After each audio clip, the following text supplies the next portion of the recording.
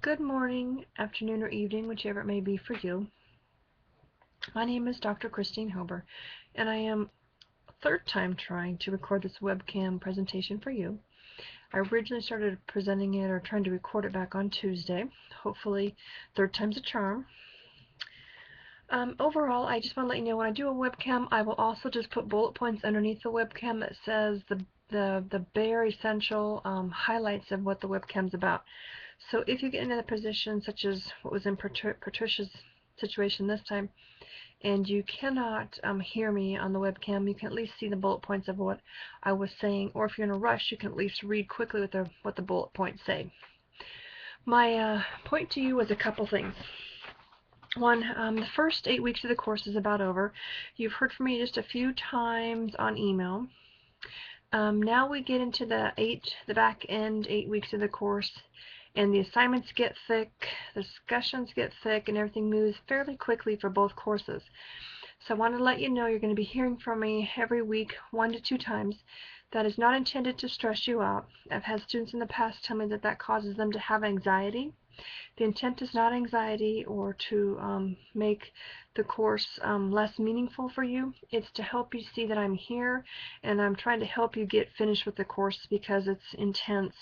It intensifies as most of you working as nurse educators already, workload is intensifying. You know, midterms, and then trying to get everything done before final course ends, and getting final course evals done, and whatnot. So anyway, you'll be hearing from me more, and the intent is to help you be successful in our courses 866 and 867. So this week you've been looking at the peer teaching projects. I wanted to make sure that you know that you're to have 2 evaluation tables done for the research-based articles. I saw that Patricia wasn't sure on that, didn't have clear instructions for her. So please realize that 2 tables are due with that assignment, and they are to be based off of the research-based articles. Next, make sure that you've graded at least 1 peer, and what the final grading for your peer teaching project is 50-50, meaning 50% what I, the instructor, has evaluated you as, and 50% what your peer has evaluated you as.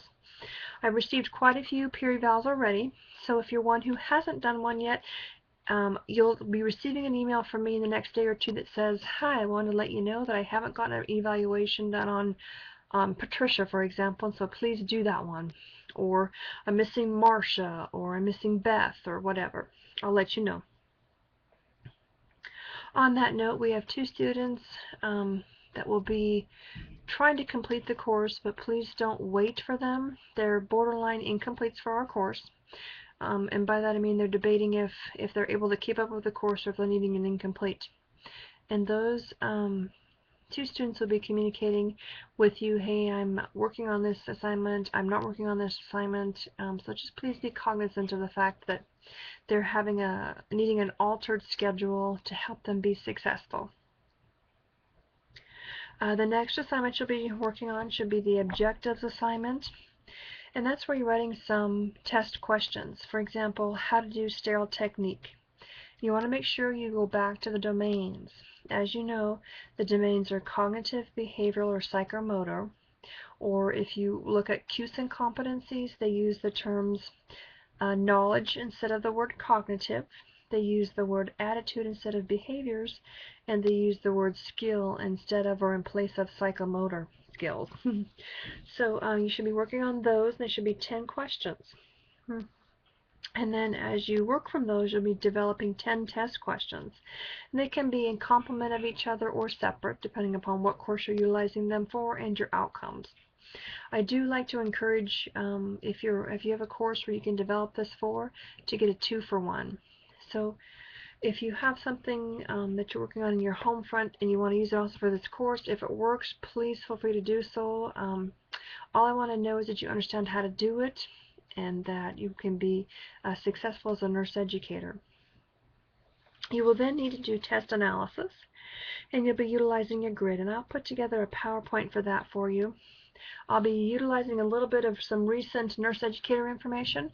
As I had mentioned in a webcam that you probably didn't hear, last Friday, which was 2 days ago, 10/10 on 10/10, I listened to a certified nurse educator webcam from a company called NURS, and it went from 9 o'clock in the morning till 4:30 in the afternoon, and we just reviewed content that is on the nurse educator exam. Now, as you know, I'm already a certified nurse educator.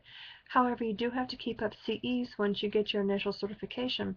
So I went ahead and took that course with about 5 other faculty. I wanted to hear what they had to say, and there's some new bits that should be in one of these courses, that sort of information.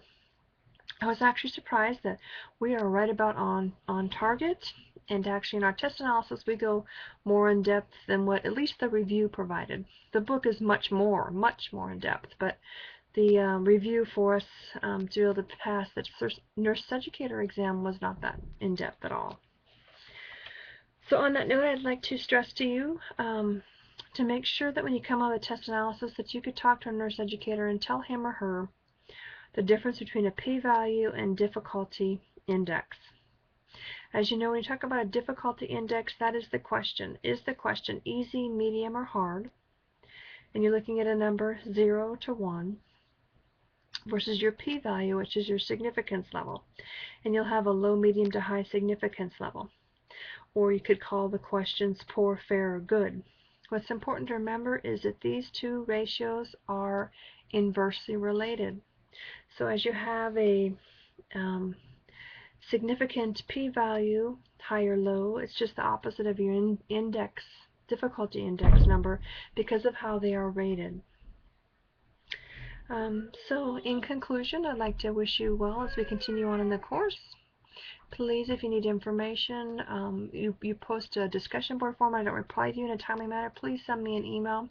If I don't reply that email in a timely manner, reply again. I don't mean to waste your time on repeating information to me, but the same token, if you need me, access to me, please stress that to me. You feel free to use my home number too. I get the messages in the evening, I can call you back, or if it's the weekend, I know a lot of us get a lot of work done on the weekends. We don't have the 9-to-5 job, we have the Monday through Sunday job. So if the weekend is more conducive for you, please feel free to use it and feel free to contact me. My home number, which I will make sure is in instructor information, but on this webcam I'll also post it for you. My home number, 785-743-5650. Once again, that's 785-743-5650. Well, that concludes this webcam, and these announcements, I'll try to always keep them under 10 minutes for you.